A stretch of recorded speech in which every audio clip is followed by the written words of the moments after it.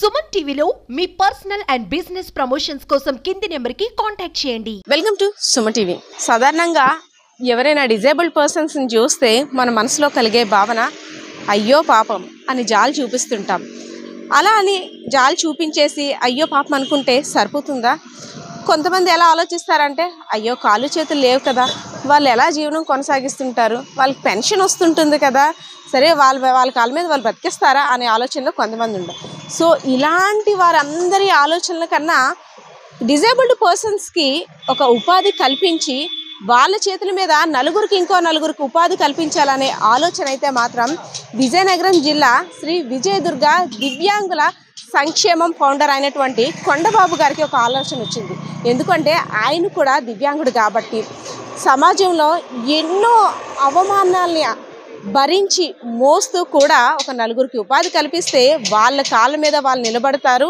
So వాళ్ళకు ₹1 లాభం చేకూర్చే అవకాశం ఉంటుందని ఆలోచన రావడమే తోడు సో వాళ్ళకి జూట్ బ్యాగుల్ని తయారు చేసే పరిశ్రమను ఒక్కటి ఏర్పాటు చేసి వాళ్ళకి ఉచిత శిక్షణ ఇస్తూ అదే భోజన వసతి సదుపాయాలను కూడా ఏర్పాటు చేసి నలుగురికి ఆదర్శంగా నిలుస్తున్నారు కొండబాబు గారు. సో ఆయనతో మాట్లాడదాం.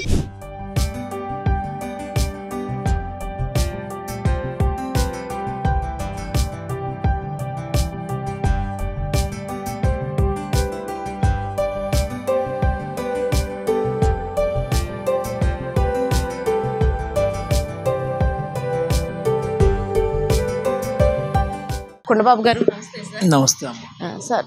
యాక్చువల్లీ ఎవరినైనా డిజేబుల్డ్ పర్సన్స్ చూడగానే ఒకటే అనిపిస్తుంది, అయ్యో పాపం వీళ్ళు ఎలా సర్వే అవుతారు, వీళ్ళు ఎలా లైఫ్ని గెయిన్ చేసుకుంటారు, వీళ్ళకి ఉపాధి ఎవరైనా ఎలా ఇస్తారు, కాళ్ళు చేతులు సరిగ్గా లేవు కదా, సరిగ్గా ఉండలేరు కదా, వీళ్ళకి సేవ ఎక్కువ అయిపోతుందని ఆలోచనలో ఉంటారు. సో మీరు కూడా ఒక డిజేబుల్డ్, అలాంటి మాటలు అలాంటి అనుభవాలు ఎన్నో మీ లైఫ్లో ఉన్నాయి. సో ఎలా వచ్చింది సార్ వీళ్ళ కోసం ఒక ఉపాధి ఏర్పాటు చేయాలనే ఆలోచన ఎలా వచ్చిందంటారు? మామూలుగా సమాజంలో మా డిజేబుల్డ్ వాళ్ళని విభిన్న ప్రతిభావంతులను చూడంగానే వాళ్ళకి ఏదో చేద్దామన్న ఒక ఆలోచనతో చేసేటువంటి వాళ్ళు కూడా ఒక మంచి ఆలోచనతోనే ఏదో చేయాలని ఒక తపంతో చేస్తూ ఉంటారు. అది ఎలాగుంటుందంటే ఏదో దుప్పట్లు పంచడం, లేదంటే రేషన్ ఇవ్వటం, ఒక 5 కేజీలు బియ్యం ఇవ్వటం, లేదంటే ఏదో ఒక 1/2 కేజీ పప్పులు ఇవ్వటం, ఇవన్నీ కూడా కనీసం 5 కేజీలు బియ్యం అంటే ఆ ఇంట్లో ఒక 5-10 మంది ఫ్యామిలీ ఉంటే ఒక 2 రోజులకు రాదు. కానీ దీనికి ఏమవుతుందంటే ఒక పెద్ద పబ్లిసిటీ అవుతుంది. ఉదాహరణకి కరోనా సమయంలో ఎంతోమంది చేసింది తక్కువ, పబ్లిసిటీ ఎక్కువ. కానీ మా ఆలోచన ఏంటంటే నేను కూడా ఆ డిజేబుల్డ్ నుంచే వచ్చినటువంటి వాళ్ళని కాబట్టి ఇప్పుడు ఏ ప్రభుత్వం ఉన్నా వాళ్ళకి ఇచ్చేటువంటి ఫెన్షన్, ఆ ఫెన్షన్ అనేది నా దృష్టిలో సెకండ్ ఆప్షన్గా ఉండాలి. మనకి కాళ్ళు లేదో చేతులు లేదో లేదంటే మన శరీరంలో ఆ భగవంతుడు ఏదో ఒక లోపం మనకు పెట్టినప్పుడు ఆ లోపం ద్వారా ప్రభుత్వం ఇచ్చేటువంటి ఆ ఫెన్షన్ ద్వారానే మనం బ్రతకాలని అంటే అది జరగని పని ఇప్పుడున్న పరిస్థితుల్లో. కాబట్టి మన కాళ్ళ మీద మనం నిలబడి మనం కూడా ₹1 సంపాదించుకోవాలి అన్న ఆలోచన వాళ్ళకి కలగాలి. ఎప్పుడైతే అది కలుగుతుందో ఆటోమేటిక్గా మనకు కూడా సమాజంలో ఒక గౌరవ మర్యాదలు పెరుగుతాయి. సమాజంలో గౌరవ మర్యాదలతో జీవిస్తూ ఈ సమాజానికి మనం సైతం అంటూ సమాజానికే మనం ఆదర్శంగా ఉండవచ్చు. ఎందుకంటే ఎంతోమంది నార్మల్ పర్సన్స్ కాళ్ళు చేతులు ఉన్నటువంటి వాళ్ళు ఒళ్ళొంచి పనిచేయడానికి ఇబ్బంది పడే పరిస్థితులు.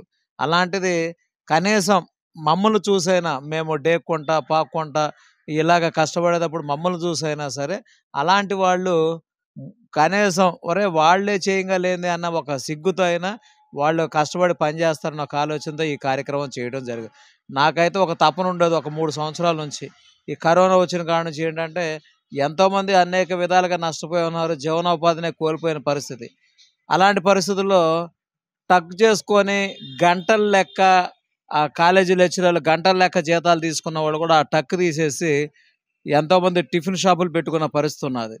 ఇంజనీరింగ్ చేసిన వాళ్ళు కూడా ఆ టక్కులు తీసేసి కూరగాయల షాపులు పెట్టుకున్న పరిస్థితి ఉన్నది. అలాంటిది మనం చేయలేము అన్న ఆలోచనతో మేము లాస్ట్ ఇయర్ ఒక 18 కుట్టు మిషన్లు మా డిజేబుల్డ్ వాళ్ళకి ఇవ్వటం జరిగింది. ఎవరైతే టైలరింగ్ చేసేవాళ్ళు ఉన్నారో టైలరింగ్ చేసేవాళ్ళు వాళ్ళ దగ్గర సొంత మిషన్ లేనటువంటి వాళ్ళకి 18 మిషన్లు ఇవ్వటం జరిగింది మా శ్రీ విజయదుర్గ దివ్యాంగుల సంక్షేమ సంఘం నుంచి. అలాగే ఈ సంవత్సరం ప్రతి సంవత్సరం కూడా మేము సంక్రాంతి సంబరాలు చేస్తాం. దివ్యాంగుల సంక్రాంతి సంబరాలని. ఆ సంక్రాంతి సంబరాల్లో ఈ సంవత్సరం ఒక ముగ్గురికి తోపుడు బళ్ళు ఇవ్వడం జరిగింది. ఎందుకంటే ఆ బళ్ళ మీద కూర్చొని వాళ్ళు ఏదైతే పిల్లల స్కూల్ దగ్గర పెట్టుకొని పిల్లలు తినే ఇదో లేదంటే కొబ్బరి బొండాలు పళ్ళు వ్యాపారం చేసుకుంటా ఉన్నారు. సమాజానికి మార్గదర్శకంగా ఉండాలి. రెండోది ఏమంటే ఎక్కడ చూసినా ప్లాస్టిక్ ప్లాస్టిక్ ప్లాస్టిక్గా ఉంటా ఉంది.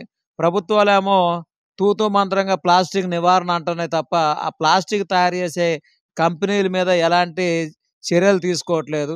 కాబట్టి మనం ఎందుకు ప్రభుత్వానికి కూడా మనం రోల్ మోడల్గా ప్రభుత్వం ముందు మనం ఎందుకు నిలబడకూడదు అన్న ఆలోచనతో మా శ్రీ విజయదుర్గ దివ్యాంగుల సంక్షేమ సంఘంలో ఉన్నటువంటి సభ్యుల్ని ఇలాగ మనం చేద్దామన్నప్పుడు ఒక 30 మంది రావటం జరిగింది.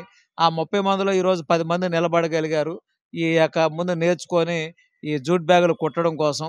దీనికి ప్రధానంగా మేము విజయనగరంలో ఉన్నటువంటి కాలేజ్ ఆన్ వీల్స్, అది లెప్రసీ మిషన్ కింద నడుస్తూ ఉంటుంది. వాళ్ళని మనం అప్రోచ్ అయిన తర్వాత ఇలా చేద్దాం అనుకుంటున్నామని మాట్లాడిన తర్వాత వాళ్ళే మిషన్లు ప్రొవైడ్ చేసి ఏదైతే వాళ్ళు ట్రైనింగ్ ఇచ్చే సమయంలో వాళ్ళే దానికి సంబంధించిన క్లాత్ కానీ మెటీరియల్ కానీ మొత్తం వాళ్ళే సప్లై చేయడం జరిగింది. నేర్చుకునే సమయంలోనే మాకు కొన్ని ఆర్డర్లు రావడం జరిగింది. ఆ తర్వాత మాకు కొంచెం ఈ మాతృభూమి సేవా సంఘం, లేదంటే care hospital, Govinda jewelleries, Dhanalakshmi jewelleries, అదేమో ఇలాగ మాకు కొంతమంది సింహగిరి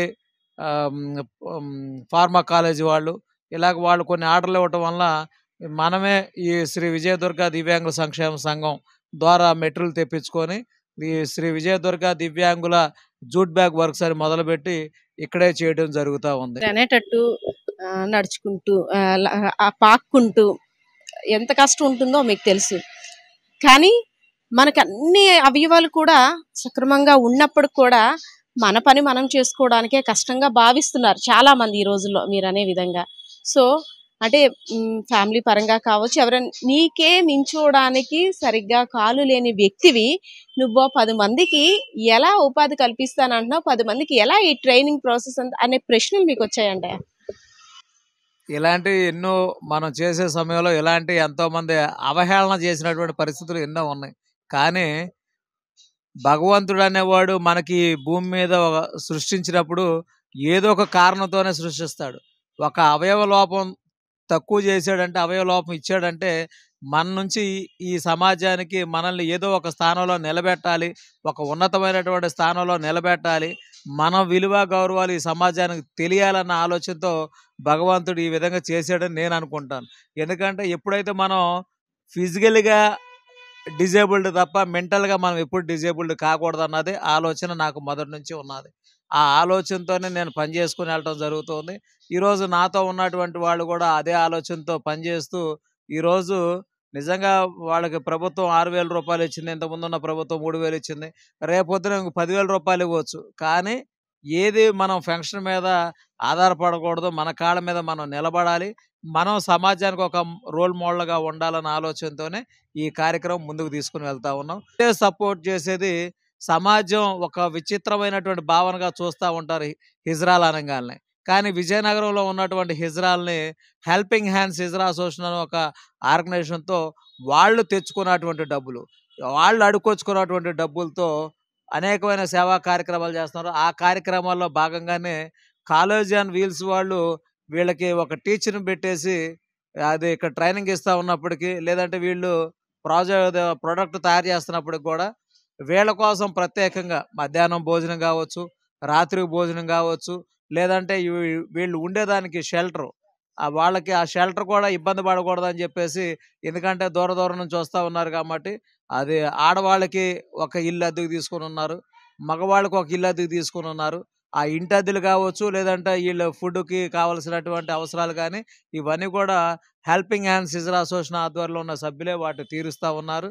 అది నిజంగా సమాజం అదే చెప్తా ఉన్నా, భగవంతుడు ఒక లోపం ఇచ్చాడంటే వాళ్ళని ఏదో ఒక స్థానంలో హై లెవెల్‌లో ఉంచడానికి కోసమే మనం దాన్ని గుర్తించి నాకు భగవంతుడు లోపం ఇస్తే ఏంటి నాకు తెలివితేటలు ఇచ్చాడు. ఆ తెలివితేటలతో నేను ఎళ్ళగలను అని అనుకుంటే తప్పనిసరిగా మనం ఈ సమాజాన్నే మనం జయించగలుగుతాం. అంటే వాళ్ళకి అనుకూలంగా ఉండేటట్టు జూట్ బ్యాగ్స్ తయారు చేయడం అనేది. సో, అంటే ఆర్డర్స్ ఏ విధంగా వస్తాయి? అంటే ఏ అకేషన్స్‌కి మనం అవి అందించగలుగుతుంటాం? విజయనగరంలో ఎన్‌విఎన్ బ్లడ్ బ్యాంక్ అని ఉన్నది. ఆ ఎన్‌విఎన్ బ్లడ్ బ్యాంక్ ఆయన కూతురు రీసెంట్‌గా మెచ్యూర్ అయింది. మామూలుగా మనం మెచ్యూర్ ఫంక్షన్‌లకి ఏదో గిఫ్ట్ ఇస్తా ఉంటాం. అది ఆ గిఫ్ట్‌లనేది ఏదో డిషెస్ కావచ్చు, లేదంటే ఏదో ఇది చేస్తాం. కానీ ఆయన కూతురి మెచ్యూర్ ఫంక్షన్ కోసం ఈ ప్లాస్టిక్‌ని నివారించాలన్న ఆలోచనతో ఈ జూట్ బ్యాగులు ఒక 150 జూట్ బ్యాగులు ఆయన ఆర్డర్ ఇవ్వడం జరిగింది. ఆ 150 జూట్ బ్యాగుల మీద ఏదో వాళ్ళ పాపని, వాళ్ళ ఫ్యామిలీని స్క్రీన్ ప్రింట్ చేసి ఇస్తే అది ఒక అందమైన గిఫ్ట్‌గా తయారైంది. అలాంటి గిఫ్ట్‌లు మనం వేలు పెట్టి కొన్నా గానీ దీనికి దిగదుడుపుగానే ఉంటది. అలాగే మాతృభూమి సేవా సంఘం వాళ్ళు. దాంట్లాక అనేకమైన స్వచ్ఛంద సంస్థలు ఉండి దాన్ని ఒక సేవా సంస్థగా నడుపుతా ఉన్నారు. అలాగే కొంతమంది ఇది ఇక్కడి నుంచి ఈ విజయనగరంలో ఒక మెయిన్ పార్ట్‌గా ఉన్నటువంటి అమ్మవారి ఆలయం. శ్రీ శ్రీ శ్రీ విజయసాగర దుర్గా మల్లేశ్వరి అమ్మవారి ఆలయం. ఈ గుడికొచ్చేటువంటి వాళ్ళు గావచ్చు, లేదంటే మాకు ఈ లోకల్‌లో ఉన్నటువంటి ఇతర ఆర్గనైజేషన్ వల్ల గావచ్చు, ఈ ఇక్కడున్నటువంటి షాపుల ద్వారా ఇప్పుడు గోవింద జ్యువెలరీస్, ధనలక్ష్మి జ్యువెలరీస్, ఖజానా, వైభవ్ వీటితో పాటు బాలాజీ మార్కెట్‌లో కొన్ని షాపులు ఇవన్నీ గూడా మాకు ఆర్డర్ ఇచ్చారు. ఇవ్వటానికి కూడా ఇంకా ముందుకొస్తా ఉన్నారు. తర్వాత అమ్మా భగవాన్ వాళ్ళు గూడా కొన్ని బ్యాగులు ఆర్డర్ ఇవ్వడానికి వస్తా ఉన్నారు. బ్యాగులకి మాకైతే ఎందుకంటే వాళ్ళకి వస్తువుతో అవసరం ఉన్నా లేకపోయినా వీళ్ళే వాళ్ళు కష్టపడి వాళ్ళు మామూలుగా నడవటమే ఇబ్బంది అవుతా ఉంటది.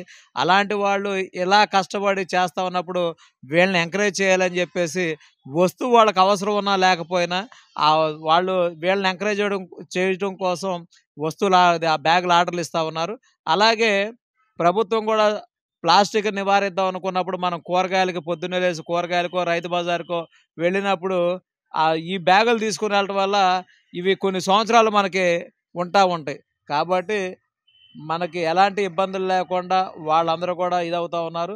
ఆర్డర్‌లయితే మాకు ఎలాంటి ఇబ్బందులు లేకుండా వస్తా ఉన్నాయి. అది కాలేజ్ ఆన్ వీల్స్ వాళ్ళ ద్వారా కావచ్చు, లేదంటే మా హెల్పింగ్ హ్యాండ్స్ ఇజ్రా అసోసియేషన్ వారిదే కావచ్చు, ఇతర సంస్థల ద్వారా కావచ్చు, ఇతర షాపుల ద్వారా కావచ్చు, మాకు ఆర్డర్‌లయితే వస్తా ఉన్నాయి. అంటే దివ్యాంగులు ఎవరికైనా స్పెషల్ ఇంట్రెస్ట్ ఉండి ఇక్కడికొచ్చి నేర్చుకుంటాం, మేము కూడా ఉపాధి పొందుతాం అనే ఆలోచన ఉంటే ఎవరైనా మిమ్మల్ని కాంటాక్ట్ అవ్వచ్చా?